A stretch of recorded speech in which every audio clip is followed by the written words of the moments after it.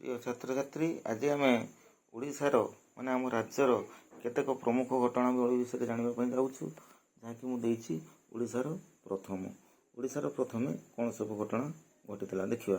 ଯେମିତିକି ଦିଆହେଇଛି ପ୍ରଥମ ଓଡ଼ିଆ ସମ୍ରାଟ କିଏ ଥିଲେ। ପ୍ରଥମ ଓଡ଼ିଆ ସମ୍ରାଟ ହେଉଛନ୍ତି କିଏ ନା ସମ୍ରାଟ ଖାରବେଳ। ଓଡ଼ିଶାର ପ୍ରଥମ ଗଭର୍ଣ୍ଣର କିଏ ଥିଲେ? ପ୍ରଥମ ଗଭର୍ଣ୍ଣର ରାଜ୍ୟପାଳ ଥିଲେ କିଏ ନା ସାର୍ ଜନ୍ ଅଷ୍ଟିନ୍ ହବାକ୍। ନେକ୍ସଟ କ୍ୱେଶ୍ଚନ୍, ଓଡ଼ିଶାର ପ୍ରଥମ ମୁଖ୍ୟମନ୍ତ୍ରୀ କିଏ ଥିଲେ? ଓଡ଼ିଶାର ପ୍ରଥମ ମୁଖ୍ୟମନ୍ତ୍ରୀ ହେଉଛନ୍ତି ଶ୍ରୀକୃଷ୍ଣଚନ୍ଦ୍ର ଗଜପତି। ତା ପରବର୍ତ୍ତୀ ପ୍ରଶ୍ନ, ଓଡ଼ିଶାର ପ୍ରଥମ ନାରୀ ମୁଖ୍ୟମନ୍ତ୍ରୀ କିଏ ଥିଲେ? ନାରୀ ମୁଖ୍ୟମନ୍ତ୍ରୀ ଥିଲେ ନନ୍ଦିନୀ ଶତପଥୀ। ତାପରେ ପ୍ରଶ୍ନ, ଓଡ଼ିଶାର ପ୍ରଥମ ଓଡ଼ିଆ ମନ୍ତ୍ରୀ କିଏ ଥିଲେ?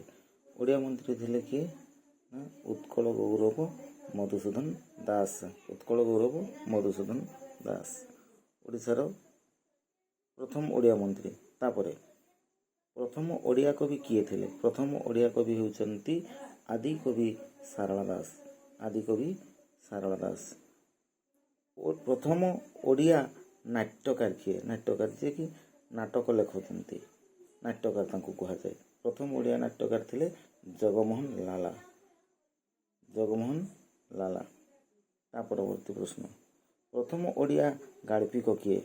ଯିଏ ଗପ ଲେଖନ୍ତି ସିଏ ହେଉଛନ୍ତି ଗାଳ୍ପିକ ଥିଲେ କିଏ? ଫକୀରମୋହନ ସେନାପତି। ଲୋକସଭାର ପ୍ରଥମ ଓଡ଼ିଆ ବାଚସ୍ପତି କିଏ ଥିଲେ? ଲୋକସଭା ରାଜ୍ୟସଭା ଯେଉଁ ଦୁଇଟା ଆମର କେନ୍ଦ୍ରରେ ରହିଛି, ସେଇ ଲୋକସଭାର ପ୍ରଥମ ଓଡ଼ିଆ ବାଚସ୍ପତି କିଏ ଥିଲେ ନା ରବି ରାୟ। ମନେ ରଖ, ରବି ରାୟ। ସୁପ୍ରିମକୋର୍ଟର ପ୍ରଥମ ଓଡ଼ିଆ ମୁଖ୍ୟ ବିଚାରପତି।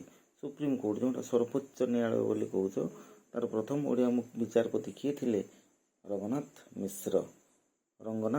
ମିଶ୍ର। ପ୍ରଥମ ଓଡ଼ିଆ ଖବରକାଗଜର ନାମ କ'ଣ ଥିଲା?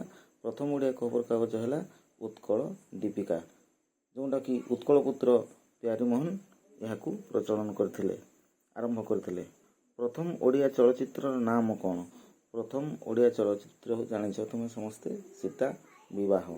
ତା ପରବର୍ତ୍ତୀ ପ୍ରଶ୍ନକୁ ଯିବା। ଓଡ଼ିଶାର ପ୍ରଥମ ବିଶ୍ୱବିଦ୍ୟାଳୟର ନାମ କ'ଣ? ପ୍ରଥମ ଯେଉଁ ୟୁନିଭର୍ସିଟି ହେଇଥିଲା, ସେଇ ବିଶ୍ୱବିଦ୍ୟାଳୟ ତାକୁ କୁହାଯାଉଛି ଉତ୍କଳ ବିଶ୍ୱବିଦ୍ୟାଳୟ। ତା ପରବର୍ତ୍ତୀ ପ୍ରଶ୍ନ, ଜାତୀୟ ହକି ଦଳର ପ୍ରଥମ ଓଡ଼ିଆ ଅଧିନାୟକ କିଏ ଥିଲେ?